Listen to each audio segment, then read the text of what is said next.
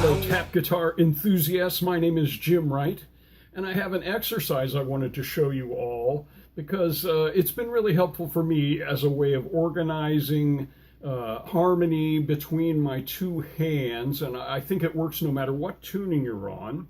First of all, we can put this over different grooves, but for right now, to keep it simple, I'm just going to use basically a Latin groove with, in my bass line, I'm going to be on the upbeat of 2 and the upbeat of 4 and the downbeat of 1 and on the beat of 3.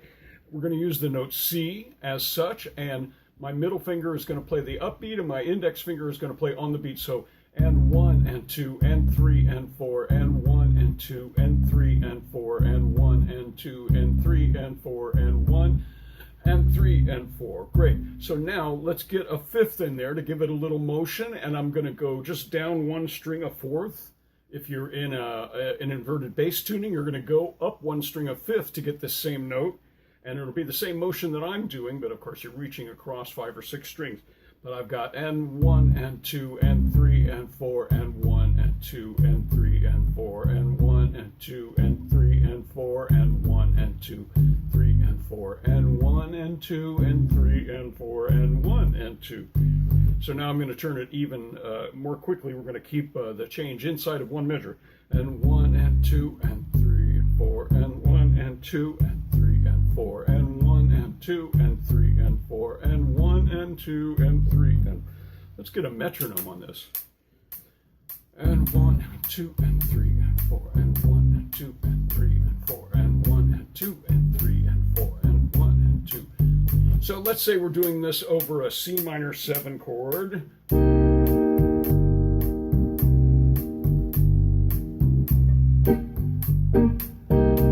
Good. Now, in my right hand, I'm going to be playing an arpeggio of that C minor 7 chord, and I'm going to start right here on a C with my index finger, an octave above my bass. Doesn't matter.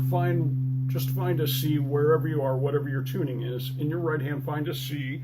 Hopefully you're in fourths in your right hand. And a minor third up, 3 frets up is the minor third of the arpeggio. And then on the next string up, I've got the 5th of the chord. And then on the next string up, I've got the 7th of the chord. And then 2 frets up from there, I've got the root again, an octave above where we started. 2 strings, 2 frets for an octave on a fourths tuning. So I've got, and we're just going to run that up and down.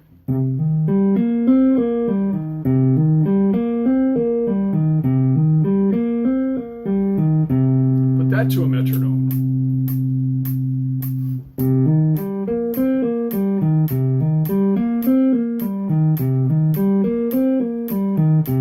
Now let's put it with the bass line. 1, 2, 3, 4.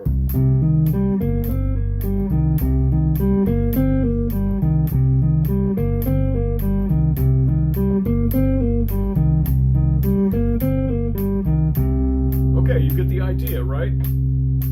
Now, if it's a little difficult for you in the bass at first to go to the 5th, just stay on the root. 3, 4.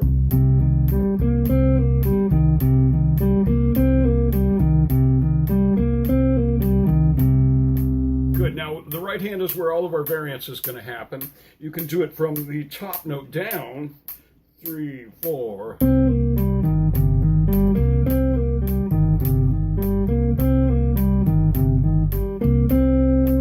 Okay, and now we're going to make it a major dominant 7 arpeggio by taking the third, or the second note in this particular arpeggio up 1 fret to get the major third. 3, 4.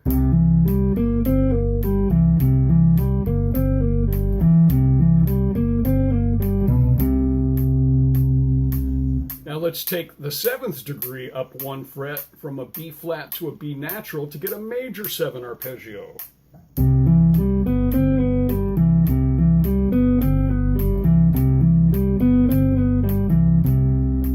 Good, we pretty much covered all of our 7th chords except for a minor 7 flat 5, which brings us to a little quandary in the bass.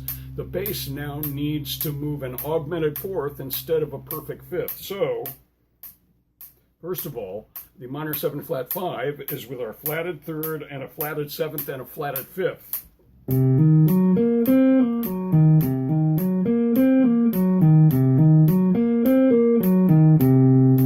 Now, the bass is going to have to move in augmented fourths. 4.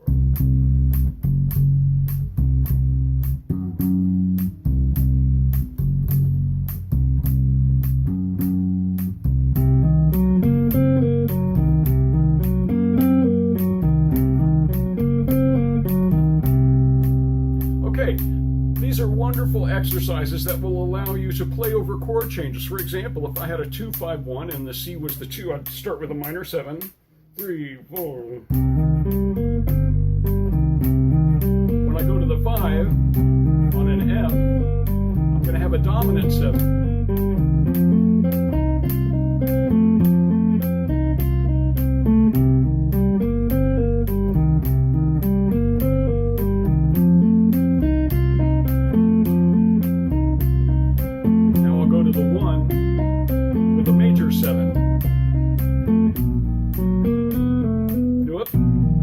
Try that again.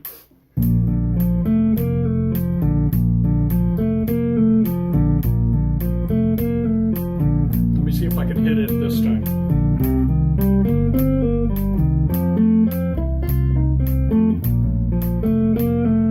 I need some practice.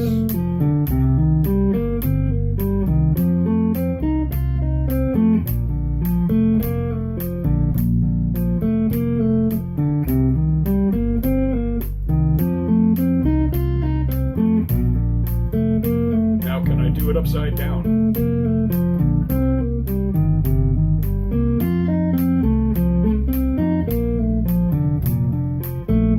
Practice makes perfect.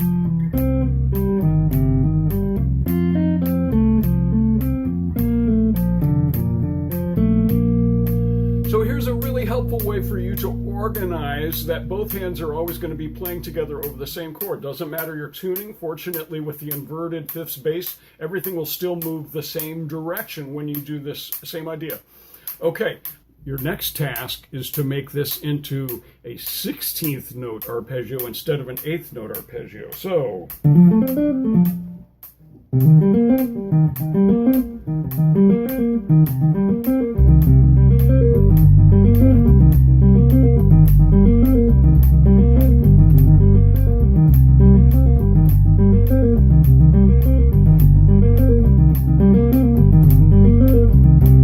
Okay, and I'll give you a hint.